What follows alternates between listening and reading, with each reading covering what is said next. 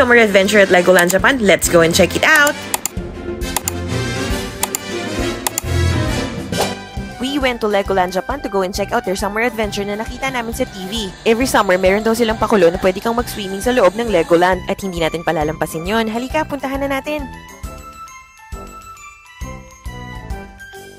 It was a weekend, pero wala masyadong tao nung araw na yun. At pagpasok namin, sumalubong sa amin tong Lego version ng mascot ng Enchanted Kingdom. Di ba magkamukha sila? And before we start our journey, papasok muna kami sa loob ng Legoland store to check out kung anong bago nilang Lego na available. Sobrang napakahilig talaga ng anak ko sa Lego. Tingnan namin kung mabubudol namin yung papa niya. Pero mukhang hindi, kasi meron na siya niya, no? Kaya pumasok na lang kami dito. Lugar yan kung saan pwede ka gumawa ng sarili mong design ng Legos. And since summer nga nun, ang ginawa ng anak ko is creatures galing sa dagat. Pagong daw yan, no? Mukha bang pagong? Kakasimula pa lang natin, pero napakadami talagang pwedeng gawin dito sa loob ng Legoland Japan. Kaya kukulangin talaga yung isang araw mo para malibot at masakyan mo lahat ng rides dito. Kagaya na itong sinakyan namin. Kung masyaw ba kakagaya ko, naku, wag nang sasakay dito kasi bubuhatin mo yung sarili mo, hahatakin mo yung tali. Nag-enjoy ako pero napagod ako. They also have indoor playgrounds pala for toddlers kagaya nito. Meron siyang bubong kaya rain or shine, go! At kahit hindi na toddler yung anak ko, tinry pa rin niya yan para sulit daw yung bayad. Halos lahat pala ng rides dito sa Legoland Japan ay napaka-kid-friendly. I think mag-e-enjoy dito yung mga kids below 12 years old. Hindi kasi masyadong extreme at nakakatakot yung mga rides nila kaya mag-e-enjoy talaga sila. This is just one of the extreme rides nila doon, yung roller coaster nila. Pero kahit na extreme at nakakatakot, mga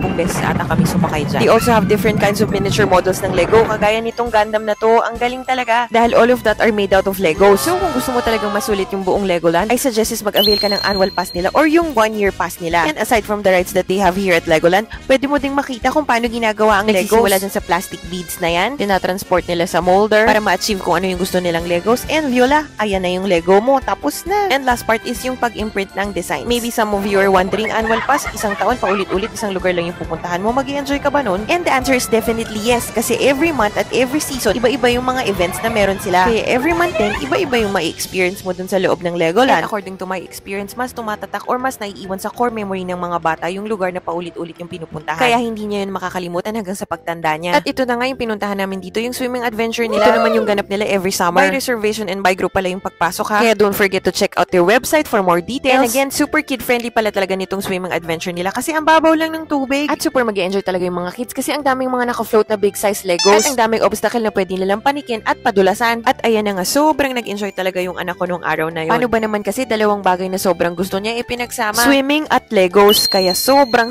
tuwa niya talaga. And since per group lang and reservation yung pagpasok, hindi talaga crowded kaya super ma-enjoy mo talaga yung buong lugar. At dahil sobrang pagod kami, ano bang next nun? Syempre, kumain. Tuwang-tuwa nga yung anak ko dito sa in-order niya. Hamburgers na courting Lego. At ayon sa kanya, masarap naman daw. Medyo matigas lang daw yung buns. At dagdag ko lang pala, pag meron kayong annual pass, 30% off sa lahat ng foods dun sa loob ng Legoland, pati yung popcorns nila. Ang laki ng tipid mo, diba? So kung hindi ka pa tapos sa summer adventure mo or napitin ka at gusto mo pa, go visit Legoland Japan Resort. And again guys, thank you for watching!